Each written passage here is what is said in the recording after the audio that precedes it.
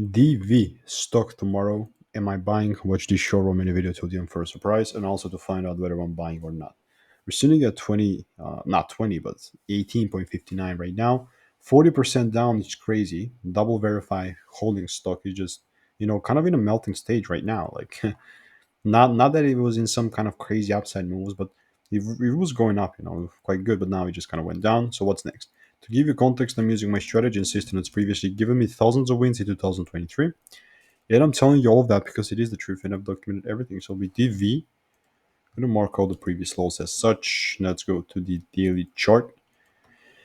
And to be 100% honest with you, this is just, I'm just going to put a line pointing down like this, meaning that I'm still bearish. Nothing has changed here, right? Still looking for those downside moves and still going to continue.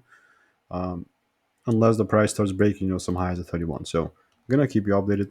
If you want to learn my strategy for free, check the first link in the description, and I'll see you in the next video. See you.